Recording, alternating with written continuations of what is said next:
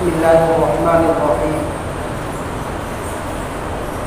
نحمده ونستعينه ونستغفره ونؤمن به ونتوكل عليه ونعوذ بالله من شرور أنفسنا ومن سيئات أعمالنا. من يهده الله فلا مضل له ومن يضلله فلا هادي له. ونشهد أن لا إله إلا الله وحده لا شريك له. أما بعد، قال رسول الله صلى الله عليه وسلم: من تمسك عند فساد أمتي فله أجر عند 100 شهيد. وقال الله تبارك وتعالى في القرآن المجيد والفرقان الحميد: أعوذ بالله من الشيطان الرجيم. بسم الله الرحمن الرحيم. وما آتاكم الرسول فخذوه وما نهاكم عنه فانتهوا. صدق الله العظيم. رب اشرح لي صدري ويسر لي أمري واحلل عقدة من لساني يفقهوا قولي. رب زدني علما. معزز و مکرم مسلم حضرات، آپ حضرات نے گزشتہ مجلس میں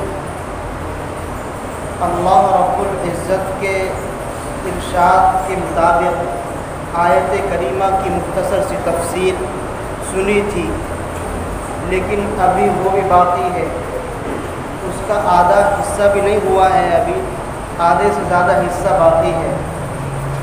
میں نے عرض کیا تھا کہ آقا علیہ السلام ایک زمانہ تھا کہ آقا علیہ السلام صحابہ کرام کے درمیان تشریف فرما تھے، آقا کی مجلسیں جمع کرتی تھی۔ آقا علیہ السلام کے پاس لوگ اپنے مقدمات کو، اپنے مسئلوں کو حل کروانے کے لیے آیا کرتے تھے۔ آقا علیہ السلام قرآن و سنت کے مطابق صحابہ کرام کے مسئلوں کو حل کیا کرتے تھے۔ آقا علیہ السلام کے سامنے صحابی کوئی اپنا مسئلہ پیش کرتا، اللہ رب العزت کی جانب سے اس مسئلے کے مطابق حکم اترتا اور آقا علیہ السلام اس مسئلے کی وضاحت صحابہ کرام کے سامنے کر دیا کرتے تھے۔ لیکن آقا علیہ السلام کے پاس مسئلے آئے، مقدمات آئے، آقا علیہ السلام نے ان کو وضاحت کی، لیکن آقا علیہ السلام کے جن فیصلوں کو، جن مسئلوں کی وضاحت کے حل کو صحابی نے تسلیم نہیں کیا، حالانکہ وہ صحابی ہی نہیں جو آقا علیہ السلام کی بات کو نہ مانے، لیکن آقا علیہ السلام کے سامنے غیر بھی اپنی مسئلوں کو حل کروایا کرتے تھے۔ اپنے مقدمات میں آقا علیہ السلام کو فیصل بنایا کرتے تھے۔ اسی طرح سے میں نے ایک حدیث کا واقعہ آپ حضرات کو بتایا، ایک منافق ہے، ایک یہودی ہے، آقا علیہ السلام دونوں میں انبن ہو رہی ہے، کسی مسئلے پر اختلاف ہے کہ اپنے مسئلے کا، اپنے مقدمے کا حل کس سے کروائے۔ ایک منافق جس کو میں نے کہا تھا کہ باہر سے کہتا ہے کہ میں مسلمان ہوں، لیکن اندر سے اس کے نفاق بھرا ہوا ہے، کفر اس کے اندر بھرا ہوا ہے، ایمان سے بغض رکھتا ہے، اسلام سے اسے نفرت ہے، اس کو منافق کہتے ہیں۔ منافق تو کہتا ہے کہ یہودیوں کے عالم کعب بن اشرف سے اپنے اس مقدمے کا حل کروائیں گے، اپنے اس فیصلے کے اندر جو کعب بن اشرف یہودیوں کو جو عالم ہے اس سے اپنے مسئلے کو حل کروائیں گے۔ لیکن ایک یہودی جو اللہ رب العزت کی آقا علیہ السلام پر ایمان نہیں رکھتا ہے، لیکن وہ مانتا ہے کہ اگر میں یہودیوں کے جو عالم ہیں کعب بن اشرف ان کے پاس اپنے مقدمے کو لے کر کے جاؤں گا، ان سے اپنے مقدمے کا حل کرواؤں گا، تو ہو سکتا ہے گڑبڑ ہو جائے، ہو سکتا ہے یہ منافق اپنی چرب زبانی کی وجہ سے وہاں بازی لے جائے اور اپنی چرب زبانی کی وجہ سے کعب بن اشرف کے سامنے جیت جائے، لیکن ایسا نہیں ہو سکتا کہ آقا علیہ السلام کے دربار میں اپنے مقدمے کو لے کر کے جائیں، اپنے مسئلے کو لے کر کے جائیں اور وہاں فیصلہ غلط ہو جائے۔ ایک یہودی ایمان رکھتا ہے، ایک یہودی مانتا ہے کہ ہر جگہ مسئلہ غیر حل ہو سکتا ہے، غلط ہو سکتا ہے، لیکن آقا علیہ السلام کے دربار کے اندر مسئلہ کا حل غلط نہیں ہو سکتا، وہاں صحیح اور 100% قرآن کے مطابق فیصلہ ہوگا۔ ہاں اگر اس مسئلے کے لیے ابھی تک قرآن کریم نازل نہیں ہوا ہے تو ہو سکتا ہے ہم اپنے مقدمے کو آقا علیہ السلام کے پاس لے کر کے جائیں، ابھی تک قرآن نازل نہیں ہوا اس مسئلے کی وضاحت کے لیے، لیکن اللہ رب العزت کی جانب سے فوراً حکم اترے گا، فوراً قرآن کریم نازل ہو جائے گا کہ یہودی کا ایمان ہے۔ مسئلہ غلط ثابت نہیں ہو سکتا، وہاں فیصلہ غلط نہیں ہو سکتا، چنانچہ رائے ٹھہری، آپس میں اتفاق ہوا کہ محمد بن عبداللہ کے پاس اپنے مقدمے کا حل کروانے کے لیے جائیں گے۔ آقا نے یہودی کے حق میں فیصلہ کر دیا، کیونکہ یہودی ہی حق پر تھا، جو منافق تھا وہ غیر حق پر تھا، وہ حق پر تھا ہی نہیں۔ اس مسئلے کو جب آقا علیہ السلام نے یہودی کے حق میں فیصلہ کر دیا، اب دونوں میں پھر لڑائی شروع ہوئی کہ نہیں، میں منافق کہتا ہے کہ میں مسئلے کو نہیں مانتا، میں اس وضاحت کو نہیں مانتا، میں اس فیصلے کو نہیں مانتا، چلو اب کسی اور کے پاس اپنے مقدمے کو لے کر کے جائیں گے۔ اب پھر دونوں میں انبن شروع ہوئی، لڑائی شروع ہوئی، اختلاف شروع ہوا کہ اب کس کے پاس لے کر کے جائیں۔ چنانچہ پھر رائے ٹھہری، پھر اتفاق ہوا کہ حضرت عمر بن خطاب کے پاس لے کر کے چلتے ہیں۔ کیوں؟ منافق یہ سوچتا تھا کہ ان کے بارے میں جو قول کہا گیا ہے، جو کلمہ عمر بن خطاب کے لیے کہا گیا ہے، وَأَشَدُّهُمْ فِي أَمْرِ اللَّهِ عمر، اللہ کے معاملے میں عمر بڑا پتھر دل آدمی ہے، سخت دل آدمی ہے، لیکن اس بیوقوف کو، اس منافق کو اس چیز کا علم نہیں تھا کہ اگر وہ بھی اللہ کے نبی کا مستانہ ہے، عمر بھی آقا علیہ السلام کا دیوانہ ہے، وہاں بھی وہی فیصلہ ہوگا جو کہ یہاں آقا علیہ السلام کے سامنے فیصلہ ہوا ہے۔ ایسا نہیں ہو سکتا کہ عمر آقا علیہ السلام کے خلاف فیصلہ دے دیں۔ چنانچہ رائے ٹھہری اور عمر ابن خطاب کے پاس اس مسئلے کو، اس مقدمے کو لے کر کے گئے۔ دونوں نے، عمر ابن خطاب نے دونوں کی بات سنی، اور پھر یہودی اچانک سے بول پڑا کہ اے عمر ابن خطاب، ہم اس مسئلے کی وضاحت کے لیے اس مقدمے کو لے کر کے آقا علیہ السلام کے دربار میں گئے تھے اور آقا نے میرے حق میں فیصلہ کیا ہے۔ اچھا، عمر ابن خطاب نے کہا آقا نے فیصلہ کر دیا ہے، یہودی نے کہا آقا نے میرے حق میں فیصلہ کیا ہے۔ اب پھر عمر ابن خطاب نے کہا اچھا تھوڑا ٹھہرو۔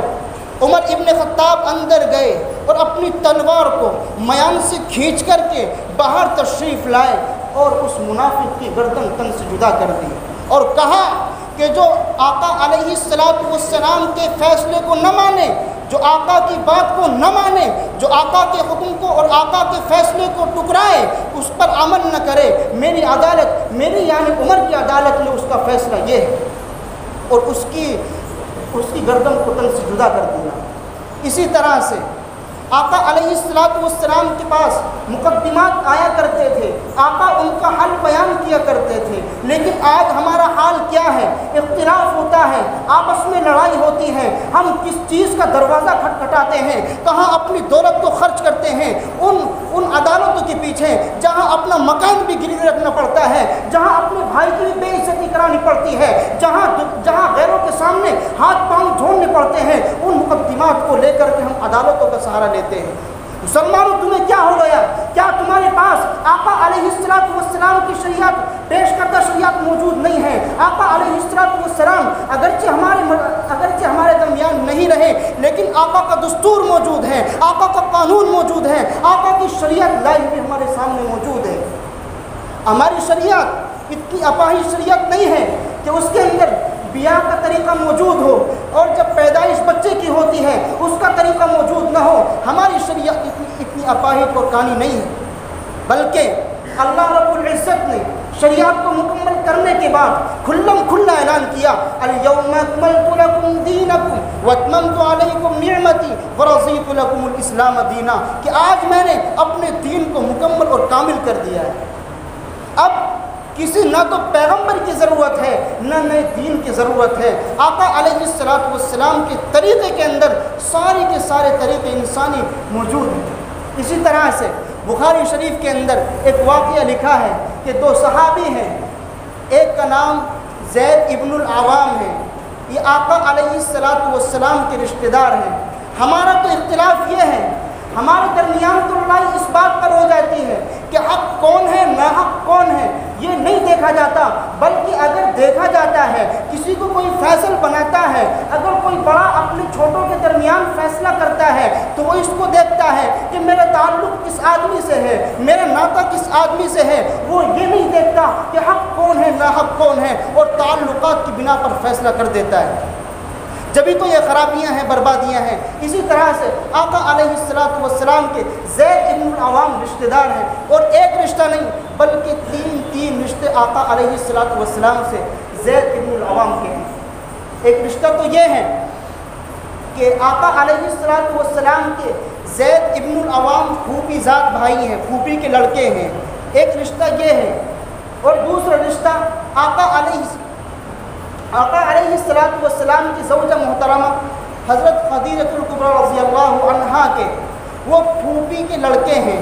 اسی طرح سے دو رشتے ہو گئے، اور تیسرا رشتہ آقا علیہ السلام سے جو ہے وہ نسبتی بھائی کا ہے، نسبتی بھائی، جس کو ہماری زبان کے اندر ساڑو کہتے ہیں، یعنی ساڑو ہیں۔ حضرت عائشہ رضی اللہ عنہا کی بہن حضرت ابو بکر صدیق رضی اللہ عنہ کی بیٹی زید ابن العوام کے نکاح کے اندر ہیں، زوجیت کے اندر ہیں۔ اس طرح سے آقا علیہ السلام سے تین رشتے ہو جاتے ہیں۔ اور دوسرا آدمی جو اختلاف کرنے والا ہے، انبن کرنے والا ہے، جس سے اختلاف ہوا ہے وہ ایک دیہاتی ہے، ایک دیہات کا رہنے والا ہے۔ دونوں میں آپس کے اندر لڑائی ہوتی ہے، آپس میں جنگ و فساد ہوتی ہے، صرف کھیت کی سینچائی کو لے کر کے۔ دونوں کے کھیت برابر سرابر ہیں، آس پاس میں دونوں کے کھیت ہیں، اور کھیت کے اندر جو پانی آنا ہے وہ ایک ہی راستہ ہے، ایک ہی راستے سے دونوں آدمی کو اپنے کھیت کو سیراب کرنا ہے۔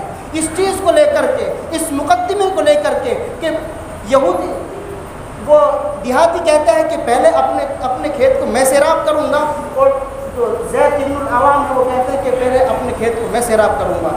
اس مقدمے کو لے کر کے آقا علیہ السلام کو دونوں حکم فیصل بناتے ہیں۔ فیصل بنانے کے اندر آقا دونوں کی بات کو سنتے ہیں۔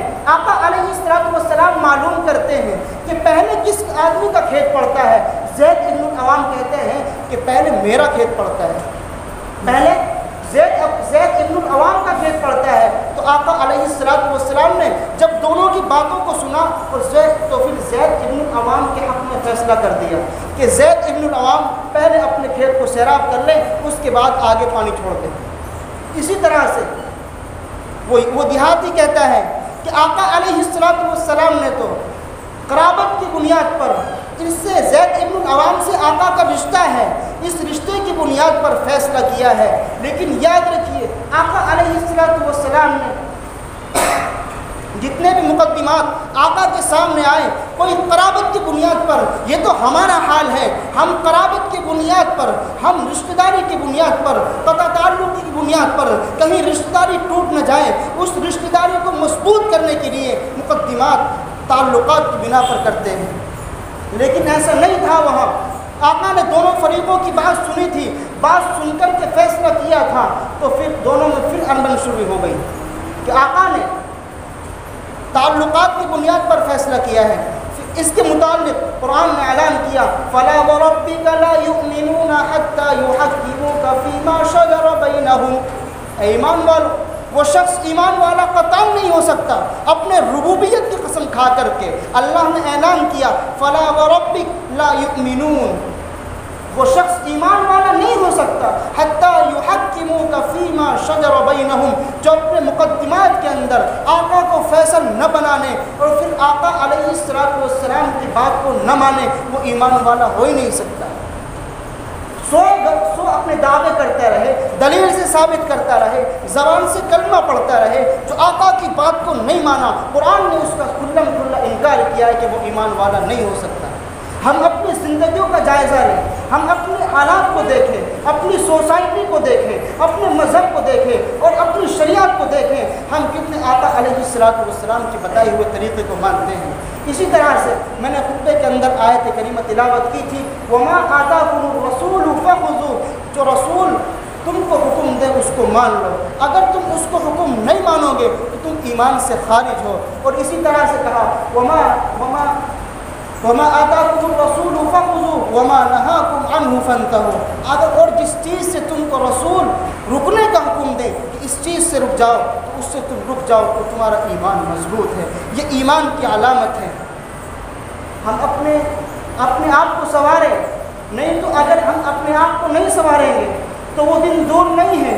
آقا علیہ السلام نے جو حدیث ارشاد فرمائی ہے، ایسے حالات کے مطابق کہ گھروں کی حالت یہ ہو جائے گی کہ ہر اپنے والدین کا بیٹا اپنے دوست و احباب کو محبوب بنا لے گا، اس کی عزت کرنے لگے گا، اپنے والدین کے وقار کو گھٹا دے گا، اور اسی طرح سے اپنی بیوی کا غلام ہو جائے گا، اپنی ماں کی عزت نہیں کرے گا۔ یہ آقا علیہ السلام نے ایسے حالات کے مطابق حدیث بیان کی۔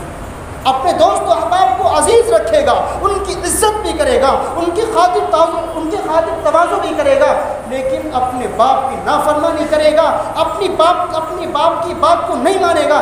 اسی طرح سے دوسری چیز ارشاد فرمائی کہ اپنی ماں کی بے عزتی کرے گا، اپنی ماں کے حکم کو نہیں مانے گا اور اپنی بیوی کا فرمانبردار بن جائے گا۔ یہ دو بشارتیں آقا علیہ السلام نے دی۔ اللہ رب العزت سے دعا ہے کہ ہماری زندگی اسلام کے مطابق، دین کے مطابق، آقا کی شریعت کے لائے ہوئے طریقے کے مطابق، قرآن کے مطابق گزارنے کی ہمیں توفیق دے دے۔ اللہ رب العزت کہنے سے زیادہ، سننے سے زیادہ عمل کی توفیق عطا